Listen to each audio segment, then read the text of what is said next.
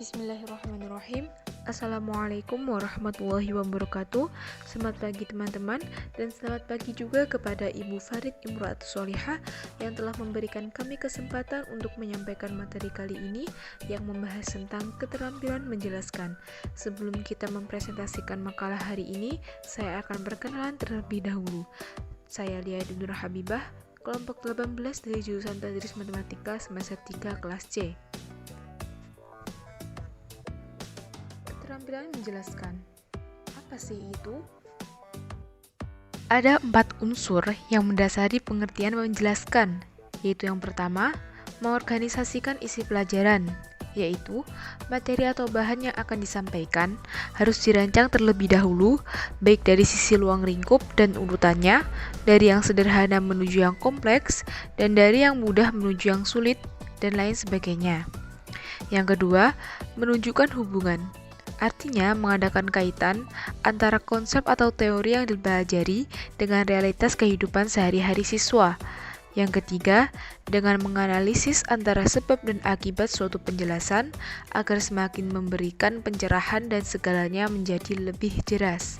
Yang keempat, pemisahan dengan tegas antara yang sudah diketahui dengan yang belum diketahui agar memberikan kemudahan untuk mengidentifikasi terhadap sesuatu yang masih dianggap kurang jelas sehingga akan berubah menjadi jelas. Lalu apa sih tujuan keterampilan menjelaskan itu? Tujuan keterampilan menjelaskan yaitu yang pertama, meningkatkan efektivitas penjelasan atau pembicaraan yang dilakukan.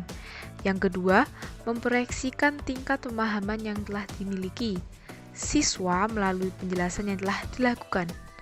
Yang ketiga, memfasilitasi siswa dalam memanfaatkan sumber pembelajaran secara luas dan bervariasi. Yang keempat, memecahkan kekurangan sumber pembelajaran yang dimiliki siswa.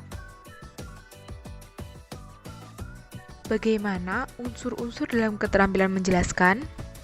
Unsur-unsur dalam keterampilan menjelaskan terbagi menjadi 4, yaitu yang pertama merencanakan penjelasan, yang kedua melaksanakan penjelasan, yang ketiga pemberian tekanan, dan yang keempat penggunaan balikan. Yang pertama yaitu merencanakan penjelasan. Terdapat hal pokok yang harus direncanakan, yaitu yang pertama pesan atau materi yang memenuhi kevalidan isi, kelayakan isi, masalah yang mungkin akan dihadapi, hubungan antara satu unsur dengan unsur lain, kejelasan pesan, serta unsur ketertarikan materi. Yang kedua, alat atau media yang dibutuhkan untuk mendukung aktivitas menjelaskan. Yang ketiga, analisis karakteristik siswa meliputi visual, audio, serta kinestetik. Unsur yang kedua, yaitu melaksanakan penjelasan.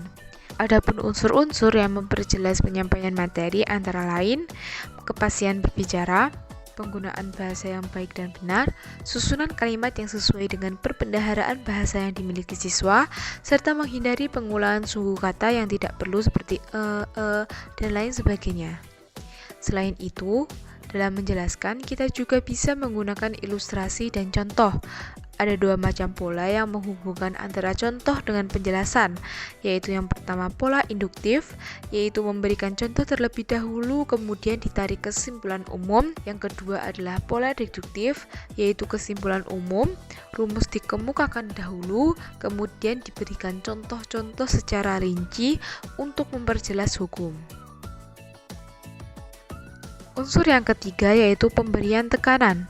Dalam memberikan penjelasan, guru harus mengarahkan perhatian siswa agar fokus pada masalah pokok dan mengurangi informasi yang tidak penting. Dalam hal ini, guru dapat menggunakan kata seperti yang terpenting, perhatikan baik-baik konsep ini, atau perhatikan yang ini agak susah. Unsur yang terakhir yaitu penggunaan balikan. Guru hendaknya memberikan kesempatan kepada siswa untuk menunjukkan pemahaman, keraguan, atau ketidakmengertiannya terhadap penjelasan itu. Setelahnya, guru bisa memberikan jawaban dan juga pengulangan materi yang penting. Wah, sekarang aku tahu dan akan mempraktekannya. Eits, ada satu lagi loh, yaitu prinsip-prinsip dalam keterampilan menjelaskan. Oke deh, coba deh jelaskan. Prinsip-prinsip menjelaskan perlu dipahami, antara lain, yang pertama, penjelasan dapat diberikan di awal, di tengah, atau di akhir jam pertemuan, tergantung pada keperluan. Yang kedua, penjelasan dapat diselingi tanya jawab. Yang ketiga, penjelasan harus relevan dengan tujuan pembelajaran. Yang keempat, penjelasan dapat diberikan bila ada pertanyaan dari siswa atau direncanakan oleh guru. Yang kelima, materi pelajaran harus bermakna bagi siswa. Yang keenam, penjelasan harus sesuai dengan kemampuan siswa. Sekian dari penjelasan kami, semoga bermanfaat. Wassalamualaikum warahmatullahi wabarakatuh.